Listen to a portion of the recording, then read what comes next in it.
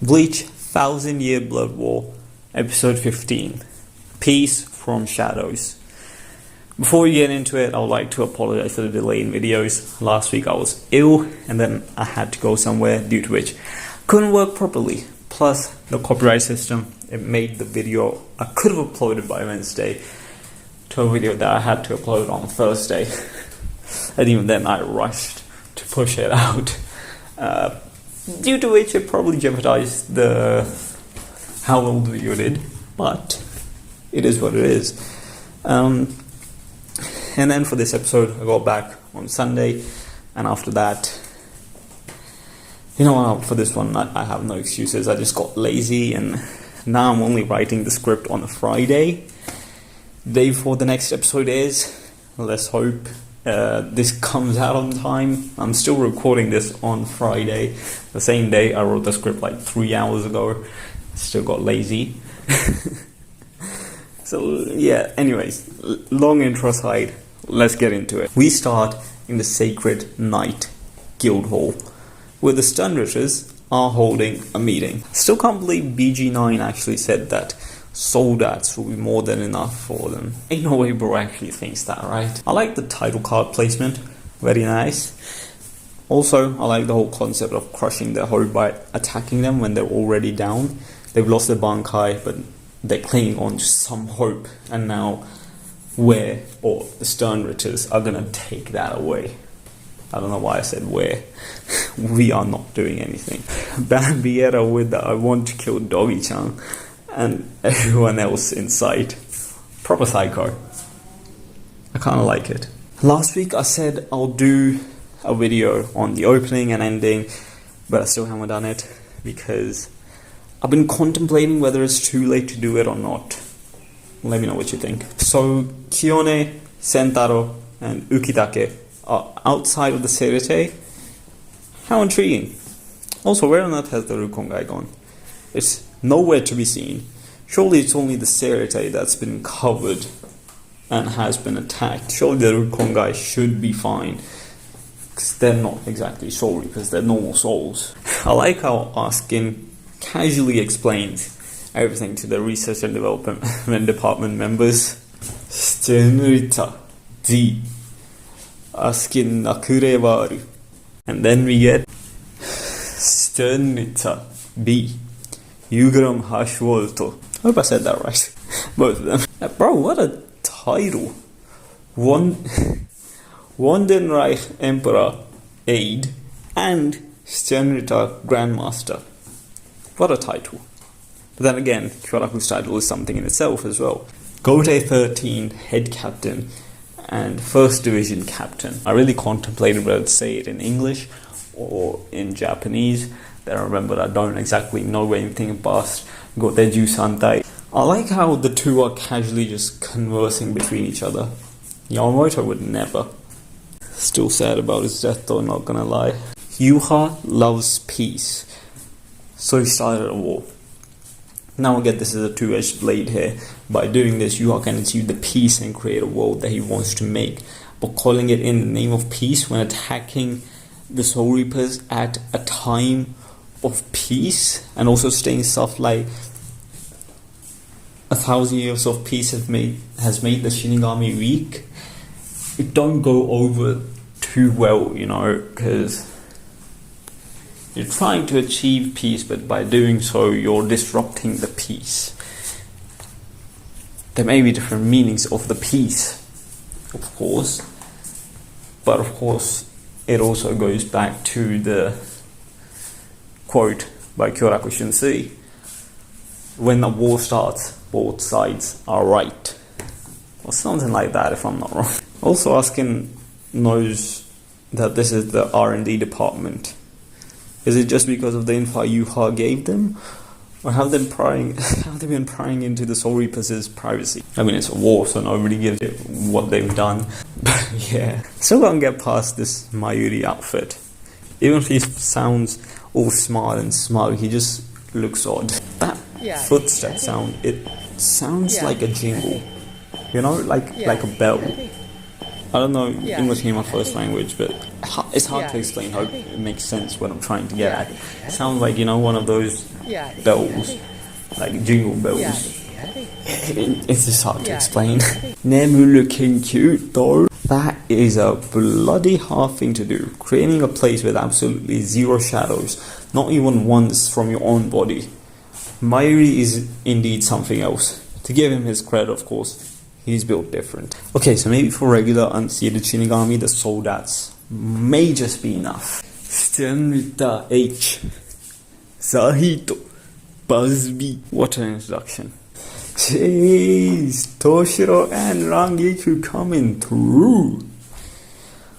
Busby just stood there thinking for a bit before coming back with a trash talk. I like the pose. As to the character, I guess introductions are a rule for fights now. Do I need to talk about the Omaeda moment? Yeah, we'll talk about it. Mario, according to sources, such as light novels, etc., is different from the rest of her family. So, an actual decent person who isn't self-absorbed about themselves or their wealth. A lot of people talking about this scene since in manga Mario got stabbed, but in the anime Omaeda saved her, and apparently it's because the staff members or the people working on the project wanted to give Omaeda some form of redemption or some form of time to shine, so they changed it a bit. Some people don't like it. They think Mario should just gotten stabbed. Some people think it's censorship. It's, to be honest, neither. I don't know why. Firstly, it can't be censorship. We literally get seeing heads get chopped off, heads getting snapped, necks getting snapped. There's barely any censorship happening in this arc, basically. So that doesn't make any sense. Secondly, why do people want to see a kid getting stabbed? Why are you so into child abuse? I mean, I wouldn't mind seeing that. I'm not saying that I'm against that. I feel like it is what it is. But for Omaeda, a character who has barely any time to shine, who barely does anything throughout the series, the only thing we've got from it is the fight against Nerge, and that was quite something. A bit of a slugfest, if I'm being honest. So it's something. It's something. Sternritter K. BG9. Please give us an explanation of his shrift now. Don't let it go unknown like Shaz Domino, I beg. Shaz Domino, it makes sense. It was one of those scenes where there was not really any need to add to it. His character wasn't that important. But BG9 plays such a vital role against the Soifon fight, I think. So I think we should get his shrift. Like, at least a name for what the shrift is. What is the K? Please. Can't find the proper translations to the mid-cards this time. But basically, one is explaining Wandenreich and how Yuha led his army 1,000 years ago to the Soul Society and lost. And the second is explaining Shunko and how it combines hand-to-hand combat with Kido. How the back doesn't exist because it isn't necessary, as it gets like blown out because the Ryatsu that accumulates on the back. And how the attributes of the Shunko depends on the user, etc. Operation Millfield. I don't know how to say that word. Sure, but she seriously named it after a food. I don't know what the food is properly, so maybe it's some like multi-layered. Sounds like a sweet, like a dessert type of thing. So maybe it's that, who knows, multi-layered dessert. I'm pretty sure it was mentioned in Shokugeki no Soma, but I don't remember. Like how Rangiku is just giving a long-ass explanation to what it is, and Toshiro is just casually like gives a really short explanation, being like, yo, this is too long. And bro's like, straight up, it's just a multi-vacuum layered wall of ice. I'm struggling to speak today, lads. Maybe it's a time crunch. Getting a bit too ahead of yourself there, Toshiro. Hey, yo, that Soifon shot gonna make me act up. I guess it was censored for a reason in the anime originally, eh? Shunko is nice, but there's just isn't that oomph behind it, if that makes sense. There's like no force behind it, that oomph when the hit happens. I don't know how to explain it properly, but yeah, BBS may just have done it better. Maybe, just maybe. My memory, I'm gonna have to look at it again. I'll add it in the edit. But maybe. Asuka straight up saying, "You're too much of a hassle. I'm out." And everyone just stands there while Asuka expect them to go after him. What a nice performance. I like Mayuri's annoyed face. Things seem to be going fine, but they aren't quite fine, and he knows that, since Asuka's like, things are as predicted, meaning the Sternritters have the advantage since they expected such things to happen. And the real show begins. Why Basby looking kinda hot? I guess probably the heat of his flames. Haha. Trash joke. But on real though, he's looking kinda good. Because for some reason in Core 1, the little screen time that he did get, he kinda looked like a chicken. No, Toshiro. Soifon making me feel things. And there goes Soifon. Toshiro coming up with the strats. True Game Mode. Actually, nah. Saying that would be kind of cringe. Anyways, Toshiro isn't the strongest with just his Shikai, but him being a prodigy shows with how he fights and is able to analyze the situation and come up with the strategies as he goes. And people need to stop sleeping on the guy for it. Like, to be honest, he's top tier character.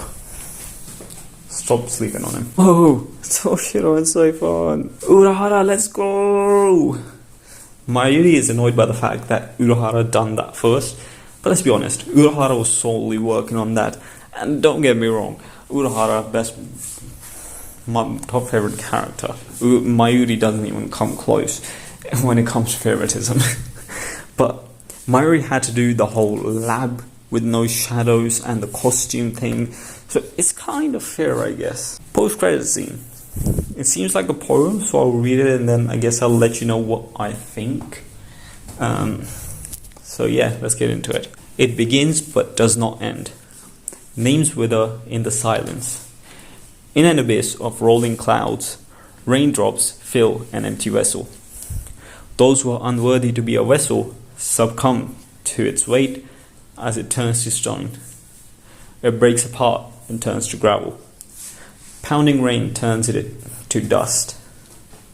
For such a vessel, there is no way out. But if one does not enter, there is no path. Those who are about to perish call it Irazu Sando. That, with Ishio walking down the path which is never ending, plus the fact that there is this random heaviness that he feels, of course those things are part of the test to surpass that of a Shinigami. Still don't know what that is, but it is a test presented to him by, I assume, the Soul King himself, since only people who the Soul King allows can go there, if I'm not wrong. But nothing comes to my head. After a bit of thinking, the most that comes to my head is Sando in Irazu Sando. Could relate to sand, since sand pronounced in a Japanese accent would most likely be Sando. It could be a name for all we know. We'll have to wait and see till more is revealed, I guess. There's a chance there will be more stuff revealed to us tomorrow in tomorrow's episode, so we can wait and see about that. The episode end poem is Bambietta with more psychotic stuff, which I kind of like. Like, I will splatter your life on a wall, just like I do with love. If that is so psychotic, I don't know what is. But yeah, I like it. Anyways, that is the end of this episode. A bit of action, but mainly a build up to the next episode. It's building up to the captains getting the Bankais back and fighting said Sternritters but what am I saying again? Fighting the Sternritters with the Bankai and whatnot, and more stuff to move forward. We'll get to see Doshiro versus Kangdu, Soifon versus BG9. We'll see Urahara make an appearance, a proper appearance, not just his voice, and so much more. And maybe some more info about Soul King and some more Ichigo. But yeah, that's it for this video. Hopefully you all have enjoyed. Let me know what you think, let me know what your thoughts are on the episode, and I'll see you all in a new world. Peace.